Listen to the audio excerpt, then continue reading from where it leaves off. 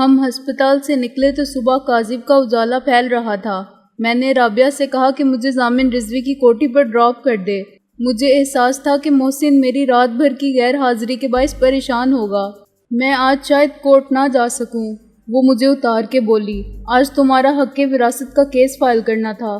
وہ سب ہوتا رہے گا، میں نے کہا۔ تم چلو، ہم دونوں ابھی 2 گھنٹے کے اندر اندر آتے ہیں، پھر ہسپتال چلیں گے۔ اس نے احسان مند نظروں سے مجھے دیکھا اور کار آگے بڑھا دی۔ میں اس کی گاڑی کو خالی سڑک کے آخری موڑ تک جاتا ہوا دیکھتا رہا اور پھر اندر چلا گیا۔ حسب توقع محسن جاگ رہا تھا۔ برادر نسبتی، پھر ایک برمحل سفر یاد آ گیا ہے۔ وہ اٹھ بیٹھا۔ یہ اڑی اڑی سی رنگت، یار کیا بتاؤں، میں نے دوسری چارپائی پر دھم سے گر کے کہا۔ رابعہ کی ماں پر میری موجودگی میں ہی حادثہ شدید دل کا دورہ پڑ گیا اور اب اسے ہسپتال میں داخل کروا کے آ رہا ہوں۔ یہ تو بڑی تشویش کی بات ہے۔ محسن سنجیدہ ہو گیا۔ اگر بڑی ہوئی کو کچھ ہو گیا تو رابعہ اکیلی رہ جائے گی۔ یہ خیال اب آیا ہے، میں نے کہا۔ پہلے کیوں نہیں آیا؟ اس وقت تو جان بچا کے بھاگ آیا تھا جب بڑی ہوئی نے۔ دیکھ سکندر، محسن نے میری بات کاٹ دی۔ میں تسلیم کرتا ہوں کہ رابعہ سے اچھی رفیق حیات مجھے نہیں مل سکتی، لیکن ایک تو انتخاب کا حق مجھے حاصل نہیں۔ میرے پاپا سے زیادہ میری ماما کو ہے۔ اس کے علاوہ کیا رابعہ سے کسی نے پوچھا ہے کہ اس کے ذہن میں مثالی شوہر کا تصور کیا ہے؟ کتابی فلسفہ مت جھاڑ، میں نے بھنا کر کہا۔ کیا اب تجھے مثالی شریک حیات ملے گی؟ تیری اماں تجھ سے پوچھے بغیر کسی کا ہاتھ بھی تیرے ہاتھ میں تھما دے گی کہ لے بیٹا اب گزار مثالی ازدواجی زندگی۔ یہی رابعہ کی ماں نے کیا تھا۔ اور جب تجھ میں ہمت نہیں ہے اپنی زندگی اپنی مرضی سے گزارنے کا حق مانگنے کی، تو لڑکیوں سے کیوں توقع رکھتا ہے کہ وہ اپنا حق حاصل کر سکتی ہیں؟ نہ فوزیہ نہ رابعہ، یہ سب اللہ میاں کی گائے سے زیادہ بے بس اور بے زبان مخلوق ہیں، اور ان کی خرید و فروخت کے جملہ حقوق بحق والدین محفوظ ہیں۔ اگر ہمت ہے تو مجھ سے بات کر۔ میں بات کرتا ہوں انکل شیروانی سے، اور وہ بات کریں گے رابعہ کی ماں سے۔ رابعہ کی ماں بات پکی کر دے گی اور اس کے بعد میں شرط لگا سکتا ہوں کہ تم دونوں ایک دوسرے کے لیے بہترین رفیق زندگی بنو گے اور تمہاری ازدواجی زندگی پر دنیا رشک کرے گی۔ بول منظور ہے؟ محسن کا چہرہ متغیر ہو گیا۔ نہیں سکندر، مجھ میں اس کی ہمت نہیں ہے۔ جب تک تو لندن میں تھا تیرے خیالات کچھ اور تھے، میں نے کہا۔ مریم کی شادی پر تو نے ہنگامہ کھڑا کر دیا تھا اور احتجاجاً شریک بھی نہیں ہوا تھا۔ تو کہتا تھا کہ شادی کے بعد والدین کتنے دن ساتھ رہتے ہیں؟ 2 4 یا زیادہ سے زیادہ 10 20 سال، پھر وہ خود تو قبر میں جا لیٹتے ہیں اور والدین کی پسند کا عذاب بھگتنے کے لیے بیٹا 50 سال تک ان کو دعائیں دیتا رہتا ہے۔ میرے خیالات اب بھی وہی ہیں سکندر، لیکن حالات وہ نہیں ہیں۔ محسن بولا۔ اب میں مجبور ہوں، ورنہ تیری بات مان لیتا۔ تجھے کیا مجبوری ہے؟ تو لڑکی ہے کیا؟ میں نے کہا۔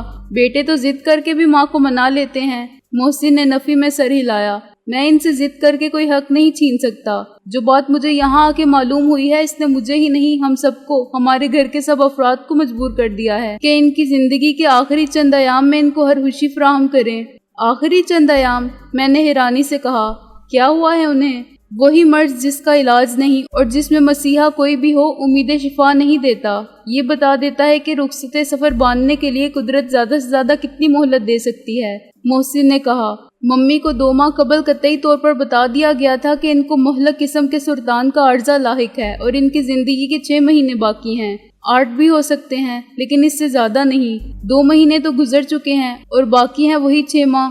وہ سخت گیر ماں اور گھر میں ڈکٹیٹر قسم کی حاکم ضرور رہی ہیں، مگر انہوں نے ہم سب کے مفادات کی نگرانی نہ کی ہوتی تو ہم سب وہ نہ ہوتے جو آج ہیں۔ ڈیڈی اپنی کارکردگی کے اعتبار سے اچھے افسر یقیناً ہوں گے، لیکن ایک فائل اور ایک گھر میں بہت فرق ہوتا ہے۔ دیکھا جائے تو گھر کی ذمہ داریوں سے سبق دوش کر کے دفتر امور کو یکسوئی سے نپٹانے میں بھی ممی کی مدد شامل تھی۔ پاپا گھر کی طرف سے ہمیشہ بے فکر رہے، اپنے کام میں لگے رہے اور ترقی کرتے گئے۔ ہمیں کبھی توجہ یا محبت کی کمی محسوس نہ ہوئی۔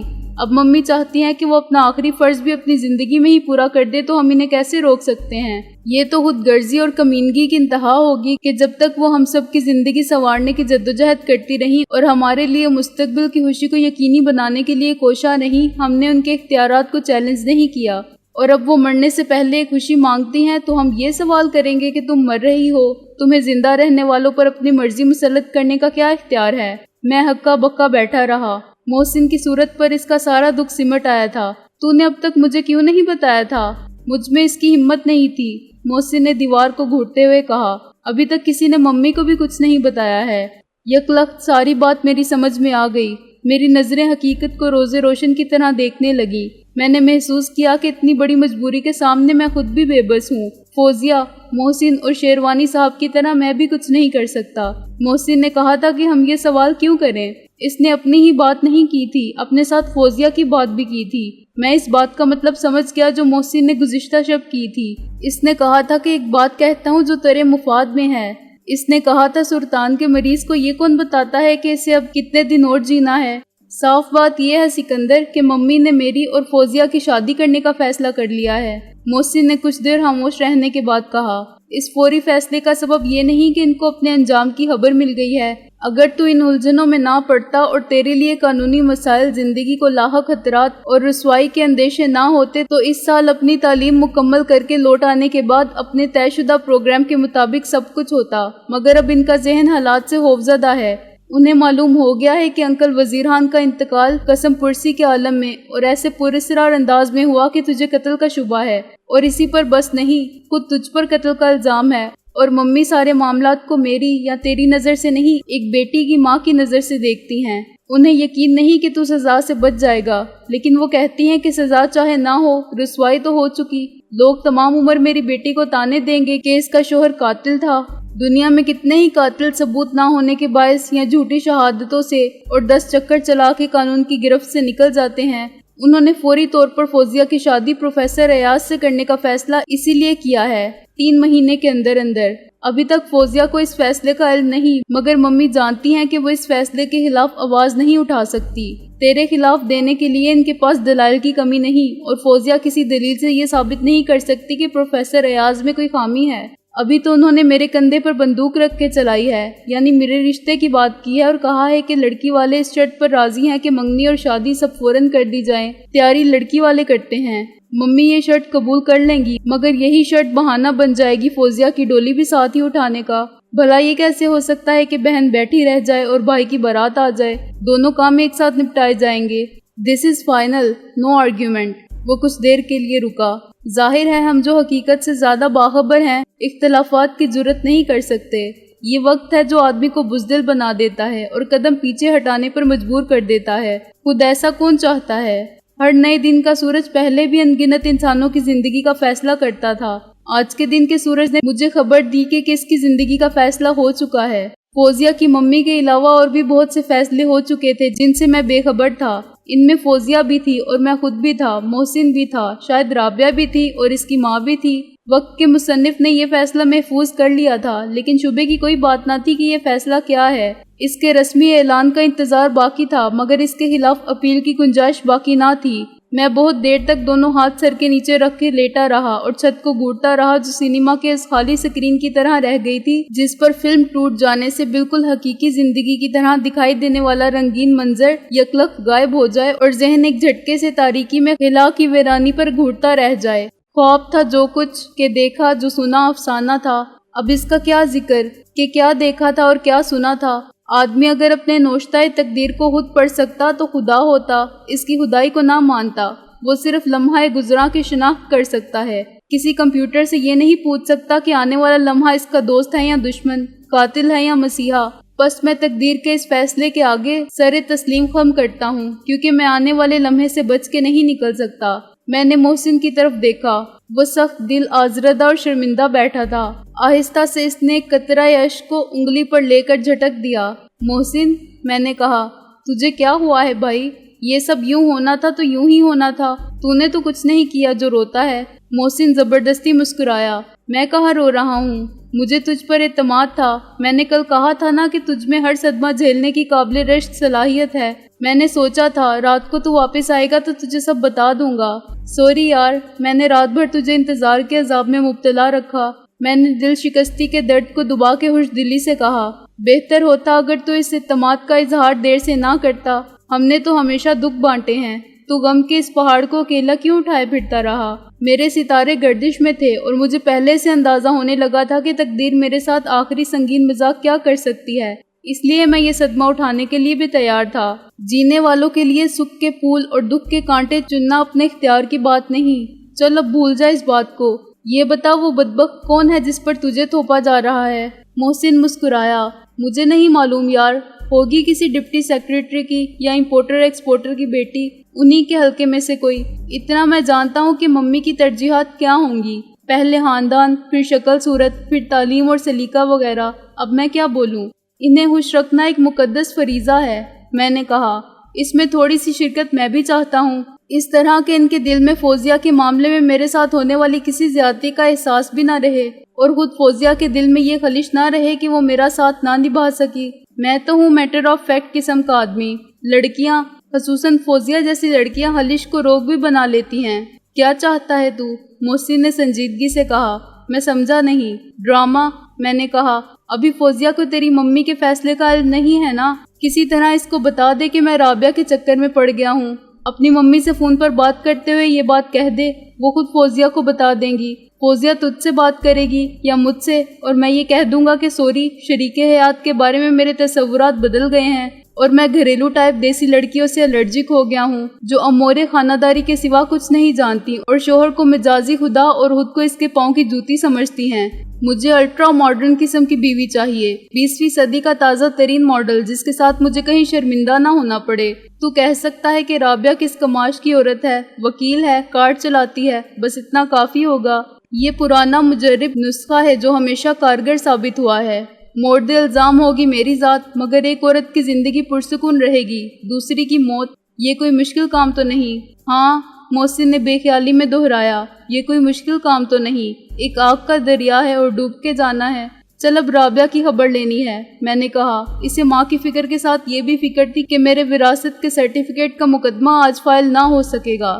اخبار دیکھنا ہے کہ سلامت شاہ کیس کا کیا بنا، منظر صاحب سے پوچھنا ہے کہ پوسٹ مارٹم کرانے کے کیس کا کیا بنا، لیکن سب سے پہلے آج مجھے میر وزیر اینڈ کمپنی جانا ہے۔ ابھی ہم یہاں سے نکلیں گے تو ساتھ ہی پھر تو رابعہ کے ساتھ ہسپتال چلے جانا، میں وہیں آ جاؤں گا، اور اس کے بعد باقی پروگرام۔ ساتھ والے کمرے سے کانسٹیبل اٹھ کے ہم سے شرف ملاقات حاصل کرنے آیا، اور اس نے 15 منٹ تک ہمیں اپنے نام، جائے سکونت، تعداد ازدواج و پیداوار، بحیثیت ڈرائیور ایس ایس پی صاحب کے پاس اپنی اہمیت اور اپنی نظر میں ہماری حیثیت کے بارے میں غیر ضروری معلومات فراہم کی۔ یہ کہا کہ وہ ہمارے بارے میں بہت کچھ جانتا ہے، اور معنی خیز انداز میں مسکرایا۔ پھر ڈیوٹی کا عذر پیش کر کے اس نے ہمیں بخشا اور غسل خانے میں گھس گیا، جہاں سے اس کے حلق میں سے برآمد ہونے والی عجیب و غریب آوازیں 15 منٹ تک سنائی دیتی رہیں۔ صفائی کے اس پرشور عمل سے فارغ ہو کے اس نے کمرہ مکفل کیا اور ہاتھ ملا کے رخصت ہو گیا۔ آدھے گھنٹے بعد ہم بھی تیار ہو کے نکلے تو وہ جیپ کے قریب ٹہل رہا تھا اور سگریٹ کو چلم کی طرح انگلیوں میں پھنسا کے کش لے رہا تھا۔ اسی وقت ضامن رضوی صاحب برآمد ہوئے اور انہوں نے ہمیں بلا لیا۔ بڑے مشفقانہ انداز میں ہاتھ ملانے کے بعد انہوں نے شکایت کی کہ کل سے اب تک ہم ملنے کیوں نہیں آئے۔ یہ پوچھا کہ ہم نے کھانے میں کیا انتظام کیا ہے، اور خفا ہوئے کہ ہم نے باہر کھانے کا فیصلہ کیا ہے۔ ہماری ایک نہ چلی۔ انہوں نے اپنے خانسامہ کو طلب کیا اور اسے احکامات جاری کیے کہ ہمارے ناشتے اور دونوں وقت کے کھانے کا بندوبست رکھے۔ ناشتہ تو صبح پہنچا دے اور کھانا جس وقت بھی ہم آئے طلب کیے بغیر لے جائے۔ میں نے ایک مرتبہ نظر بچا کے گھڑی دیکھی، ہمیں کھڑے کھڑے باتیں کرتے 20 منٹ ہو گئے تھے۔ ان کے 2 بچے بستے لیے نکلے اور جیپ میں بیٹھ گئے۔ ضامن رضوی صاحب نے ان کو ڈانٹا کہ انکل کو سلام نہیں کیا۔ بچوں کو اور شوہر کو سیاف کرنے کے لیے ان کی بیگم نکلی تو ہم نے اداب کیا۔ ضامن رضوی صاحب نے کہا کہ اس وقت تو انہیں جانا ہے، مگر وہ شام کو ہم سے مفصل ملاقات کریں گے، چنانچہ ہم رات کا کھانا ان کے ساتھ ان کے گھر پر کھا لیں۔ پھر انہوں نے ہمیں بھی ساتھ بٹھایا اور رابعہ کے گھر کے دروازے پر ڈراپ کر کے سیدھے نکل گئے۔ اس وقت تک ان کا کانسٹیبل ڈرائیور ان تمام حالات پر نظر ثانی کر چکا تھا جن کا اظہار اس نے نادانستگی میں صبح دم کیا تھا، اور اب حیثیت اور اہمیت کے بارے میں اپنی معلومات کے اس حد تک ناقص ہونے پر سخت شرمندہ تھا۔ آسمان پر اب گہرے سیاہ بادل پھیل گئے تھے اور بارش کے آثار تھے۔ میں نے رابعہ سے ہسپتال میں ملنے کا وعدہ کیا اور محسن کو وہیں چھوڑ کے بیڈن روڈ پہنچا۔ رکشے کو میں نے رنگین اینڈ کمپنی والے کنارے پر روکا اور باقی فاصلہ پیدل طے کر کے ٹھیک 8:30 بجے اس جگہ پہنچا جس کے سامنے میر وزیر اینڈ کمپنی کا سائن بورڈ اویزا تھا۔ دفتر ایک 2 منزلہ عمارت کے اوپر والے حصے میں تھا۔ نیچے 4 دکانیں تھیں جو بھی بند تھیں۔ دروازہ ان کے بیچ میں سے نکالا گیا تھا۔ اس طرح کے 2 دکانیں ایک طرف تھی تو 2 دوسری طرف۔ زینے میں کھلنے والے دروازے کا ایک پٹ تھا جو شدید قسم کا فلش ڈور تھا۔ اوپر کا آدھا پٹ شفاف شیشے کا تھا جس کے گرد بالشت بھر چوڑا لکڑی کا حاشیہ تھا اور اس کی لکڑی کے رنگ کے فارمیکا والی سطح پر پالش چمک رہی تھی۔ ڈور لاک بھی خود کار ٹائپ تھا، لیکن حفاظتی انتظامات کی تکمیل باہر کی جانب لوہے کی سمٹ جانے والی گرل لگا کے کی گئی تھی جو اس وقت مکفل تھی۔ पुरानी इमारत में ये नया इंतज़ाम बिल्कुल अलग नज़र आता था।